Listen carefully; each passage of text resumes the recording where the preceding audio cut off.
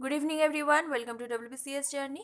Fundamental duties করবো আমরা আজকে। ভীষণ ইম্পর্টেন্ট, যে তিনখানা মোস্ট ইম্পর্টেন্ট চ্যাপ্টার ছিল ইন্ডিয়ান পলিটিতে বিসিএস এর জন্য, তার মধ্যে এইটা হচ্ছে আর একটা মোস্ট ইম্পর্টেন্ট, ফান্ডামেন্টাল ডিউটিস বা মৌলিক কর্তব্য বা মৌলিক দায়িত্ব।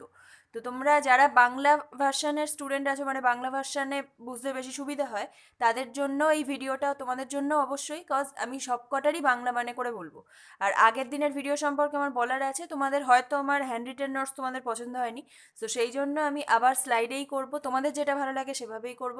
আর আগের দিনের ভিডিওটা যদি তোমাদেরকে ওই হ্যান্ড রিটেন নোটসে বুঝতে কোনো প্রবলেম হয়ে থাকে, তাহলে কমেন্ট সেকশনে জানিয়ে দিতে পারো। আমার যখন ইন্ডিয়ান পলিটি পুরো কভার আপ হয়ে যাবে বিসিএস এর জন্য, সবার লাস্টে আমি ওই ডিপিএসপিটা আরেকবার হচ্ছে স্লাইডে করে তোমাদের বুঝিয়ে দেবো। তো তোমরা সেটা কমেন্ট করে জানাবে যে আবার দরকার কিনা। তো চলো আজকের ভিডিও শুরু করি। আজকে খুবই ছোট ক্লাসটা হবে। ফার্স্ট পয়েন্ট আমরা দেখব, originally Indian constitution did not contain any fundamental duties. মানে যখন কনস্টিটিউশন গঠন মানে তৈরি করা হয়েছিল, তখন হচ্ছে যে এই 26শে জানুয়ারি 1950-এ এটা যখন কেম ইনটু ফোর্স হয়েছিল, তখন এই ফান্ডামেন্টাল ডিউটিস কিন্তু কনস্টিটিউশনে ছিল না অরিজিনালি। বাট এটা পরে অ্যাড করা হয়। বাট পরে কখন অ্যাড করা হয়, সেটা হচ্ছে 1976 সালে ফান্ডামেন্টাল ডিউটিস, মানে ভারতীয় নাগরিকদের জন্য যে সমস্ত ফান্ডামেন্টাল ডিউটিস, সেটা হচ্ছে অ্যাড করা হয়েছে কনস্টিটিউশনে। এবার তোমাদের কোশ্চেন কীরকম দিয়ে দেবে, যে কততম কনস্টিটিউশনাল অ্যামেন্ডমেন্ট অ্যাক্টের মাধ্যমে এই ফান্ডামেন্টাল ডিউটিসটাকে অ্যাড করা হয়েছে, তাহলে সেটার অ্যান্সার কী হয়ে যাবে, 42তম। আর কত সালে যদি বলে, 1976। আবার যদি কোশ্চেন একটু চেঞ্জ করে দিতে চায়, তাহলে বলবে যে 42nd কনস্টিটিউশনাল অ্যামেন্ডমেন্ট অ্যাক্ট, কমা দিয়ে অপশান একটা দিয়ে দিল 1976, আর একটা হচ্ছে এই সেম অ্যামেন্ডমেন্ট অ্যাক্ট, কমা দিয়ে 1978। এবার তোমরা যদি এটা না জানো যে 42nd অ্যামেন্ডমেন্ট অ্যাক্ট হয়েছিল কত সালে, তাহলে ভুলভাল অ্যান্সার টিক করবে। সো এই দুটোই ভালো করে মনে রাখবে। নেক্সট দেখব কি, নেক্সট পয়েন্ট হচ্ছে, আমরা কি দেখলাম যে 42nd অ্যামেন্ডমেন্ট অ্যাক্টের মাধ্যমে 1976-এ অ্যাড করা হয়েছে ফান্ডামেন্টাল ডিউটিসটাকে, তখন ফার্স্ট টাইম অ্যাড করা হয়েছে। এর পরে মানে তখন অ্যাড করা হয়েছিল কিন্তু টোটাল 10খানা ফান্ডামেন্টাল ডিউটিস। পরে 2002 সালে আরও একটা ফান্ডামেন্টাল ডিউটি অ্যাড করা হয় 86তম কনস্টিটিউশনাল অ্যামেন্ডমেন্ট অ্যাক্টের মাধ্যমে। তাহলে মনে রাখবে যে 1976 সালে 10খানা অ্যাড করা হয় 42nd অ্যামেন্ডমেন্ট অ্যাক্টের মাধ্যমে, আর 2002 সালে 86তম অ্যামেন্ডমেন্ট অ্যাক্টের মাধ্যমে আর একখানা ফান্ডামেন্টাল ডিউটি অ্যাড করা হয়। তাহলে গিয়ে দাঁড়ালো কটা এখন, এখন হচ্ছে তারপরে টোটাল 11খানা ফান্ডামেন্টাল ডিউটি। এইবার এই ফান্ডামেন্টাল ডিউটির ধারণাটা নেওয়া হয়েছিল অ্যাকচুয়ালি কোন দেশের কনস্টিটিউশন থেকে। আমরা জানি প্রত্যেকটা মানে এই যে তিনখানা ফিচার্স নিয়ে আমরা পড়ছি, যে ডিপিএসপি, তারপর ফান্ডামেন্টাল রাইটস, সব কটাই কোনো না শুধু এই তিনটে না, সব পুরো কনস্টিটিউশনেরই সমস্ত ব্যাপার নিয়ে কোনো না কোনো দেশের কনস্টিটিউশন থেকে নেওয়া হয়েছে।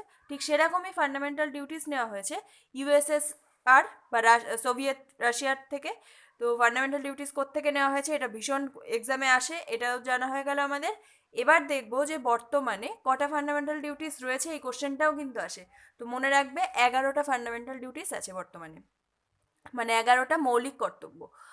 এবার সেই 11টা মৌলিক কর্তব্য কী কীভাবে অ্যাড হয়েছে, সেটাই দেখো। আমি একটু আগেই যেটা বললাম, যে 42nd অ্যামেন্ডমেন্ট অ্যাক্টের মাধ্যমে 1976 সালে 10খানা অ্যাড হয়েছিল, আর 86তম অ্যামেন্ডমেন্ট অ্যাক্টের মাধ্যমে, এটা কত সালে হয়েছিল, 2002 সালে আর একখানা অ্যাড হয়েছিল। তাহলে টোটাল গিয়ে দাঁড়ালো কটা, 11টা মৌলিক কর্তব্য।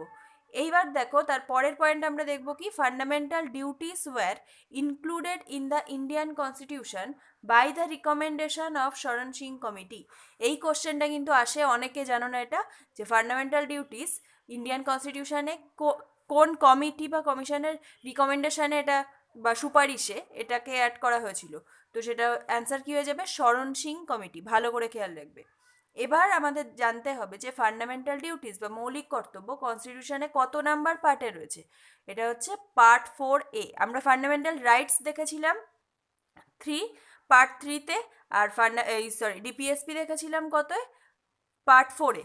আর পার্ট 4A-তে হচ্ছে ফান্ডামেন্টাল ডিউটিস বা মৌলিক কর্তব্য। আর কনস্টিটিউশনের কত নাম্বার আর্টিকেলে এটা রয়েছে, এটাই একটা এতেই রয়েছে, যে আর্টিকেল 51A। এর মধ্যেই সমস্ত ফান্ডামেন্টাল ডিউটিস বলা আছে।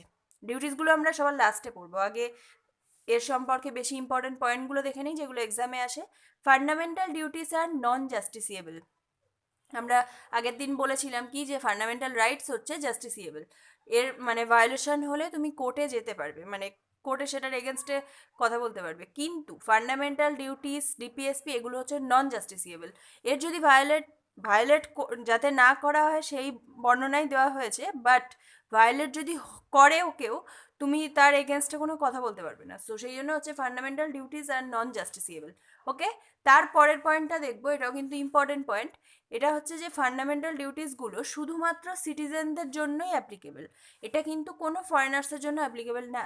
যেখানে আমরা কিন্তু দেখেছি ফান্ডামেন্টাল রাইটস হচ্ছে সিটিজেনদের ক্ষেত্রেও অ্যাপ্লিকেবল, আবার কিছু কিছু ফান্ডামেন্টাল রাইটস ফরেনার্সদের জন্য অ্যাপ্লিকেবল। সো আমাদেরকে এটা খেয়াল রাখতে হবে যে fundamental duties only for citizens, not for foreigners. Okay, তারপরে দেখবো, এবার দেখো আমরা দেখবো যে 11টা ফান্ডামেন্টাল ডিউটিস। এবার তোমরা বলবে ডিউটিস তো কোশ্চেনে আসে না, কোশ্চেন যদি একটু টাফ করে না তাহলেই এই ফান্ডামেন্টাল ডিউটিস কিভাবে দেবে, মানে এই এত বড় বড় পয়েন্ট তো তোমাকে দিয়ে দেবে না, এর থেকে ছোট ছোট করে নিয়ে বলবে যে এর মধ্যে কোনটা ফান্ডামেন্টাল ডিউটিস না, বলো। এবার তুমি তার সাথে দিয়ে দিল মানে যেটা না, সে অ্যান্সারটা দেখা গেল সম্পত্তির অধিকার কিছু একটা এরকম দিয়ে দিল, কিন্তু তোমরা যদি ফান্ডামেন্টাল ডিউটিস বা ওই সমস্ত কোনো কিছুই না জানো তাহলে তো অ্যান্সার করতে পারবে না। তো ওই জন্য জেনে রাখা ভালো যে আমাদের অ্যাকচুয়ালি ফান্ডামেন্টাল ডিউটিস কী, শুধু পরীক্ষার জন্য না, এটা নিজেদের জন্য জানা ভালো।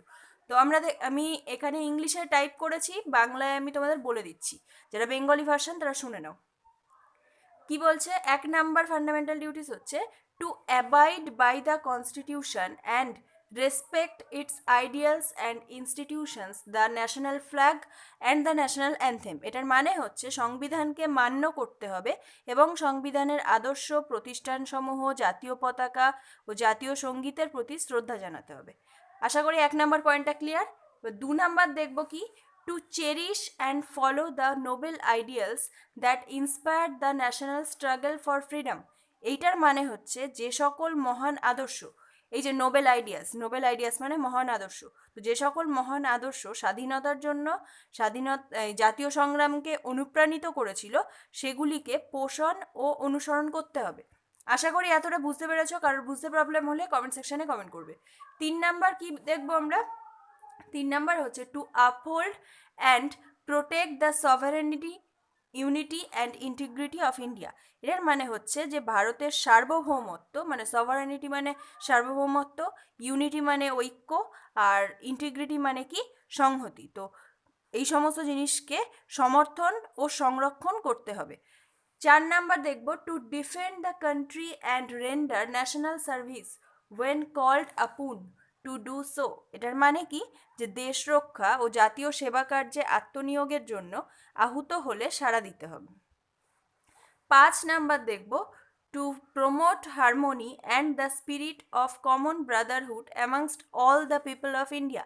এটার মানে কি হচ্ছে, 5 নাম্বার মানে হচ্ছে কি, ধর্মগত, ভাষাগত, অঞ্চলগত বা শ্রেণীগত বিভেদের ঊর্ধ্বে থেকে সমস্ত ভারতবাসীর মধ্যে ঐক্য ও ভ্রাতৃত্ববোধ, এই ব্রাদারহুড মানে ভ্রাতৃত্ববোধকে সম্প্রসারিত করতে হবে এবং নারী জাতির মর্যাদাহানিকর সকল প্রথাকে পরিহার করতে হবে। অ্যাকচুয়ালি আমি পুরোটার মানে বলেই দিলাম আগে, এটা অ্যাকচুয়ালি পরের মানে পরের পেজে এখনও রয়েছে, এই যে transcending religious, linguistic and regional or sectional diversities and to renounce practices derogatory to the dignity of women. আশা করি বুঝতে পেরেছো। 6 নাম্বার দেখব কি, to value and preserve the rich heritage of the country's composite culture.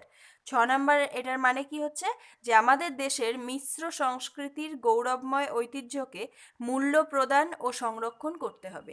এই যে মিশ্র সংস্কৃতি মানে হচ্ছে এই কম্পোজিট কালচার।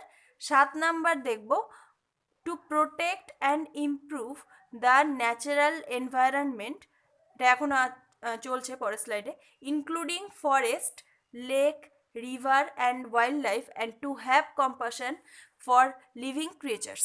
তো এটার মানে কি, এটা কত নাম্বার, 7 নাম্বার হচ্ছে বনভূমি, হ্রদ, নদী, বন্য প্রাণীসহ প্রাকৃতিক পরিবেশের সংরক্ষণ ও উন্নতি এবং জীবজন্তুর প্রতি মমত্ববোধ প্রকাশ করতে হবে। এই যে to have compassion for living creatures মানে জীবজন্তুর প্রতি মমত্ববোধ প্রকাশ করতে হবে। 8 নাম্বার দেখব কি, to develop scientific temper, humanism and the spirit of inquiry and inform. 8 number এটার মানে হচ্ছে কি বৈজ্ঞানিক দৃষ্টিভঙ্গি, মানবিকতাবোধ, অনুসন্ধিৎসা ও সংস্কারমূলক মনোভাবের প্রসার সাধন করতে হবে। 9 নাম্বার হচ্ছে to safeguard public property and to abjure violence. 9 number এটার মানে কি যা পাবলিক প্রপার্টিকে সেভ করতে হবে, এইটা অনেক সময় চলে আসে। সো ভালো করে এই জিনিসটা খেয়াল রাখবে, এটা ফান্ডামেন্টাল ডিউটিস একটা। এই 9 নাম্বারটাও কিন্তু ইম্পর্টেন্ট। এটা হচ্ছে জাতীয় সম্পত্তি রক্ষণাবেক্ষণ করতে হবে এবং হিংসার পথ পরিহার করতে হবে, এই যে two abjure violence.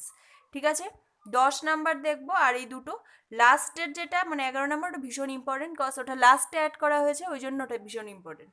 But বাকিগুলোও important, দিয়েই দিতে পারে কোশ্চেনটা আফ করলে। 10 নাম্বার দেখব to strive towards excellence in all spheres of individual and collective activity so that the nation constantly rises to higher levels of endeavour and achievement.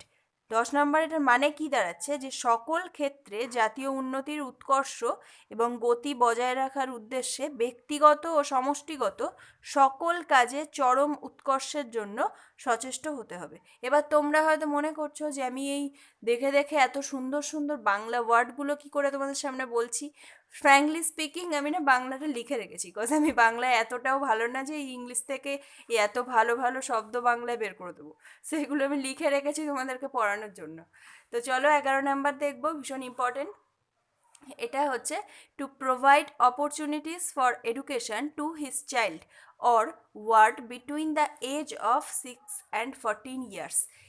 ভীষণ important. অনেক সময় বলে যে education to below 14 years old, actually below 14 years old ঠিকই, but 6 বছর থেকে শুরু, মানে তার আগের স্টুডেন্টের জন্য না, মানে তার আগের ছেলে মানে বাচ্চাদের জন্য না।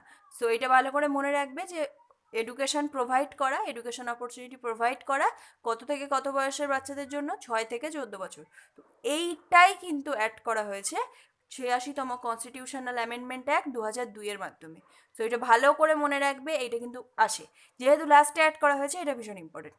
আর আগেরগুলোও ইম্পর্টেন্ট, তোমরা সব কটা দেখবে, কেন তোমরা ফালতু ফালতু ওদের নাম্বার কাটার সুযোগ দেবে। তো সেই জন্যই বলছি সব কটা ভালো করে পড়ে রাখবে। তো ফান্ডামেন্টাল ডিউটিস এত পর্যন্তই ছিল। আর তোমরা প্লিজ কমেন্ট করে জানাও যে তোমাদের ডিপিএসপিটা আর একবার দরকার কি না, ওই আবার এই স্লাইডে করে, তাহলে আমি একদম পলিটি তোমাদের শেষ করে দেবো যখন, তারপরে টাইম থাকলে আমি ওইটা করে দেবো। তো এতটা ছিল ভিডিও আজকে। ভালো লাগলে লাইক করে দিও আর গ্রুপে শেয়ার করো। তোমাদের শেয়ার করতে বলে তো কোনো লাভ হয় না, তোমরা শেয়ার করোই না। তো যদি ভালো লাগে শেয়ার করে দিও। আর চ্যানেলে নতুন থাকলে চ্যানেলটাকে সাবস্ক্রাইব করে পাশে বেল আইকনটা অন করে রাখো। So thanks for watching.